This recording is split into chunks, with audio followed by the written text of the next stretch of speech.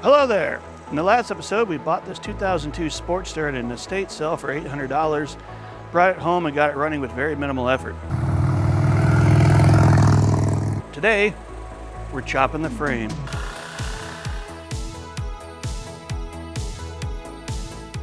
So what we're installing today is this. This is a weld-on subframe kit that relocates the shock mounting locations to allow for greater suspension travel while also shaving about 25 pounds off the back of the bike. In conjunction with this extended swing arm that comes with the kit, this takes your suspension travel from the stock 4 inches to about 8.5 when running these 17-inch Race Tech shocks. So this frame right in here, I weighed it, weighs about 63 pounds with the swing arm. Once we chop everything off, I'll remeasure it and see how much weight we saved. This is something I've been wanting to do for a long time. I'm super excited about it. So let's start marking it up and cutting. Okay, so the way this kit works is they give you some instructions here and then some templates that I've mounted here. We're gonna mark the back side of these templates and get ready to cut out these sections of frame. So this guy here, all the way around.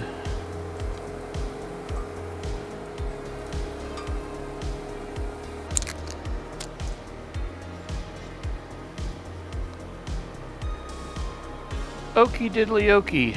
Let's cut that off.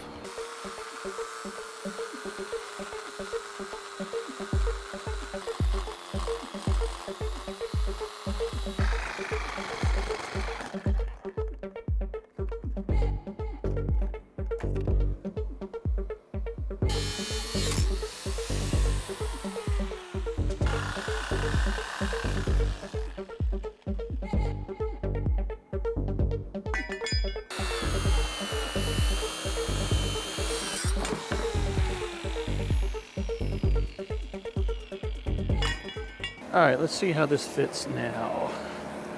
Our first test fit.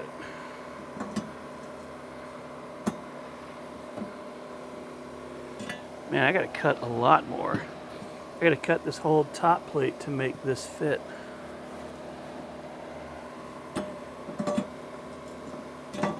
Wow. But we're getting there, slowly but surely.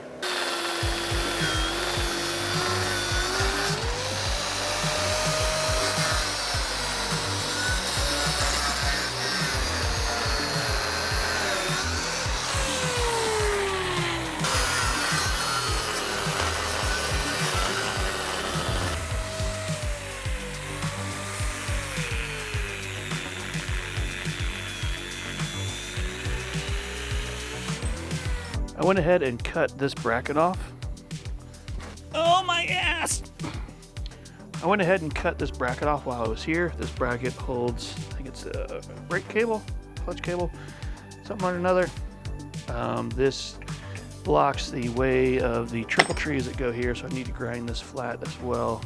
Clean this up while we're still here cleaning up. All right, let's see how we're doing.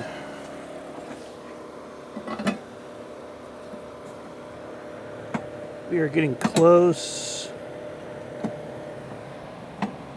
Gonna do a little cleanup on this side. I feel like this side's pretty okay. I need to clean up the bottom on this one. Clean this up just a little bit. Maybe take a little more off of there.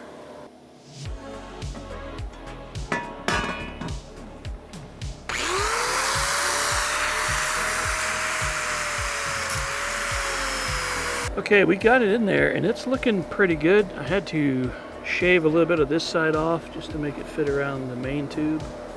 But our corners and edges are looking really nice. On both sides, they are like spot on. The same amount of room right here, but my, it's like 1/8 of an inch off. But the sides here are like perfect. So I'm gonna measure, make sure my shock eye bolt location is in line with the shock down here, the mount. As long as they're true, we're good to tack it and send it. If we're this red on the outside here, you're supposed to weld. So we'll take the bolts out, or leave the bolts in, weld all this in, and then these are your motor mount bolts, so they'll come right back out. All in all, it's looking pretty good. All right, let's measure eye to eye. Boom. Accounting for table discrepancies. Dude, that looks so fucking good. Oh my God. That is money. And on the other side, shock tower to shock mount. That is so good. That is so good. Super happy with that. Scared to touch anything, but let's go ahead and bolt this all together. I'm not too worried about this particular bolt hole not lining up. It's off just a little bit, but these are temporary. So you can see they're just tack welded here and here. These get cut out. Once this is all welded up, these go away. So these are just kind of placeholders.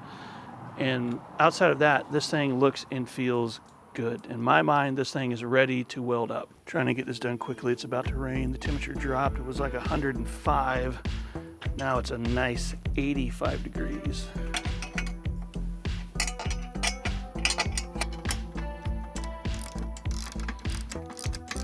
I'm gonna go ahead and remove the swing arm and install the new one.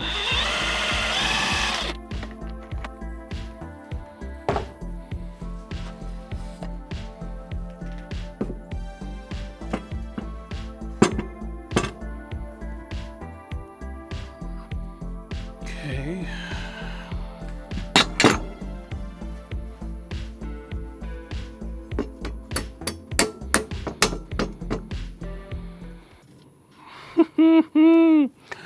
Ooh, that is mighty sexual. That is fucking rad.